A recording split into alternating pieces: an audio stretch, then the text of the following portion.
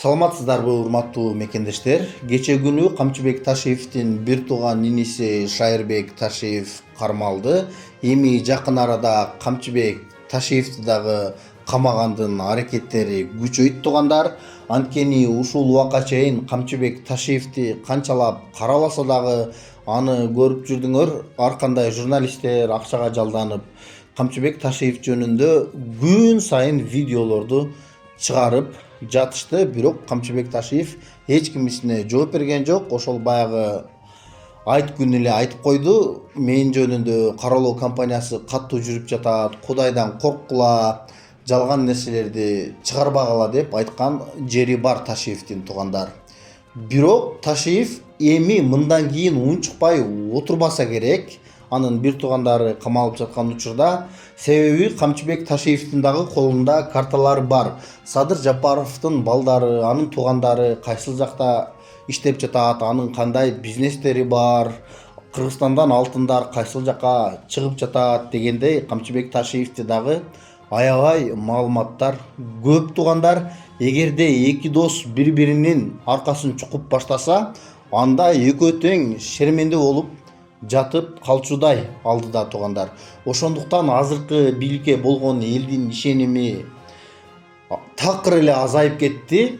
Баягы Садыр Жапаровдун адамдары айтып жатпайбы, азыр деле элдин 95% колдойт, андай мындай деп. Ал андай эмес, алар өздөрүнүн бир жомогунда жашап жатышабы, же Садыр Жапаровду ошентип алдап койсо ишене береби, түшүнүксүз. Анткени элдин маанайы азыр өзгөргөн туугандар. Аны кече күнкү Мадумаровдун жаңы интервьюсунан деле байкасаңыздар болот. Ошол жерге кирип комментарий окусаңыздар, элдин бардыгы эле Мадумаровдон суранып жатышат. Сиз келиңиз президенттикке, биз сизди шайлайлы, анткени башка адамдарга ишеничибиз калбады. Кыргызстанды чайкоочулардын, бандиттердин колуна карматып жиберген экенбиз. Бизге таза, сизге окшогон саясатчы керек деп Мадумаровга көпчүлүгү мындай жакшы пикирлерин жазып жатышат туугандар. Ошондуктан эми Адахан Мадумаров кийинки ушу жакынкы келерки президенттик шайлоодо койгон болсо, утуп кетишке мүмкүнчүлүгү аябай чоң. Бирок Кыргызстанда тилекке каршы шайлоолор таза өтпөйт туугандар. Кимдин колунда бийлик болсо, ошол кишилер өтүп кете берет. Анткени ошол бийликте отурган кишиге жаганам деп мектептин мугалими, врач, бардык эле мамлекеттин адамдары, мамлекетте иштеген адамдар, ошолорго гана жүгүнүп, ошолордун гана кызматын кылып калышат. Бир туугандарына шайлап койгула деп жалдырап, акча берип, иш кылып Кыргызстанда тилекке каршы ушундай. Эгерде чындап шайлоо өткөн болсо, бүгүн эки дос тең өтпөй калса керек. Азыр эми Камчыбек Ташиев дагы президенттикке коет экен деп жатышат. Садыр Жапаровдун коерун жакшы билесиңер. Эгерде Адахан Мадумаровго уруксат беришкен болсо, ал дагы албетте өзүнүн кандидатурасын көрсөтөт. Бирок эми азыр айтып жатат, Адахан Мадумаровго кылмыш ишин атайын козгоп коюшкан, ошол президенттик шайлоого барбасын деп. Андай кылганга булардын эч кандай акысы жок. Адахан Мадумаров да кыргыздын жараны, ал эч кандай кылмыш кылган эмес.